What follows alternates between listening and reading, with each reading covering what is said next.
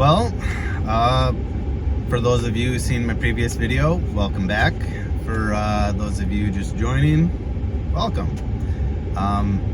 If you want to see what the other video is about, you can go back on my YouTube page and click on 1 of 4. This video will be number 2 of 4. I had a little bit of time this morning, figured I'd shoot part of this video.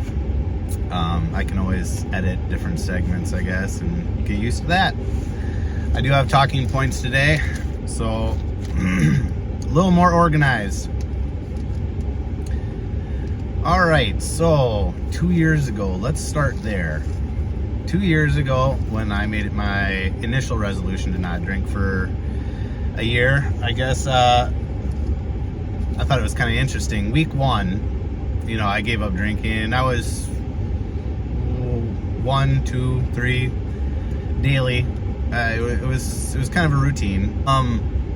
First week, I was kind of lost.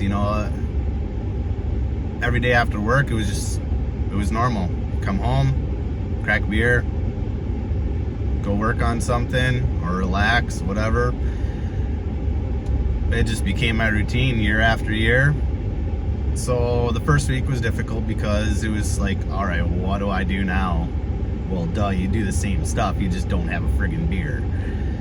Week 2, it was kind of weird. I was like surprisingly happy, like oddly, like in a great mood. So I don't know if that was like my body detoxing or just what the deal was. Week 3 hit and I was just a Grinch. Perfect timing for it, right? Almost Christmas. Yeah, I was a Grinch.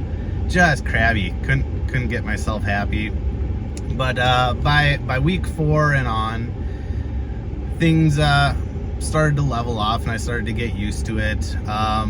Again, going back into that near beer and near alcohols, did you know they make near whiskey? It's really weird. If you can imagine like smoked water with a little bit of caramel in it. It's not terrible, but definitely not whiskey. Yeah, I substituted other things and it was all right. I guess going into like the feelings or things that I noticed, one of the biggest things right away is, why do most people drink? If they're going into a social setting, right? It's alcohol is like a social lubricant. It helps things feel or seem easier. You relax. And that relaxing time usually takes about 15 minutes before you get comfortable with the situation. You can have natural conversations.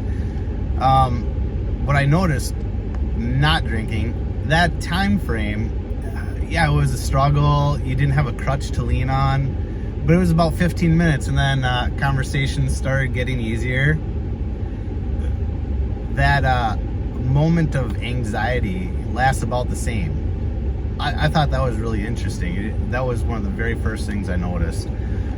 I went into the challenge knowing that I would likely not succeed, and I wanted to take it as a learning experience. What triggers me? What feelings am I having, or what sensations? So there was just a lot of desire to have a drink, like out of the blue, out of nowhere. It's like, why? Some of the things I noticed is like I was probably dehydrated. My body was just thirsty and I just wanted something to drink. Not alcohol, but like water or juice or something. Other times I might be stressing about like getting a project done or and I would think to myself, man, this would be easy if I could just have a shot. So there was those. One of the things I did, and this is gonna sound weird, is when I really, really wanted to drink something, I would actually unscrew the bottle and smell it. Right? Sounds weird. But what I was doing, I was like, I'd close my eyes, smell it. I'd be like, all right, what am I feeling inside? What am I getting out of this? And it was weird because like I felt a relaxing sensation. So I'm like, all right, so whether it's like dopamine or whatever the hell is being released into my body, maybe that's what I'm looking for. Maybe that's what I needed.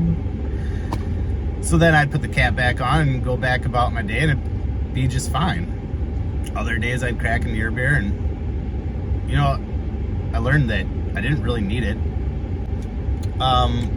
Going into the failure part of things, I knew that I would fail, but I didn't want to take it as a failure. I wanted to take it as a learning experience, because even if you build something and you build it wrong and it fails on you, like a metal part breaks or a wood part breaks, it's not complete failure. You learned something. You just learned to not do it that way again, right?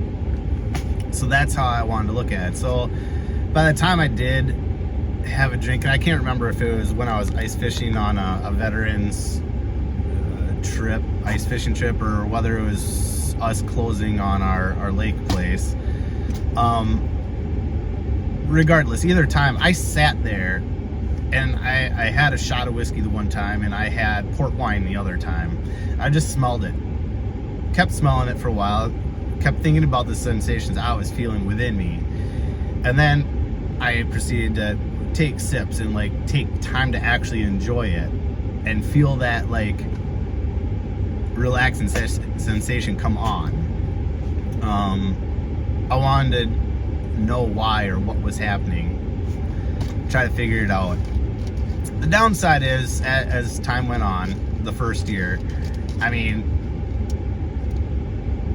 like I said, it just got more and more, and I went back into almost a daily routine. But for the most part, most weeks, most months, I could go without drinking and substitute other things. Yeah. All right, that's all I got for now. Well, that's kind of an abrupt ending, unfortunately.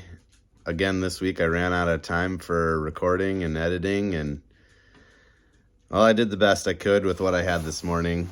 Hopefully you liked the video. If you got any questions or concerns, I mean, feel free to interact. There were a couple questions last time. I think I'm going to answer them in the next video.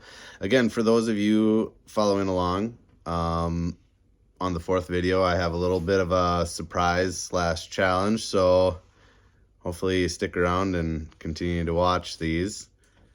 Yeah. Merry Christmas.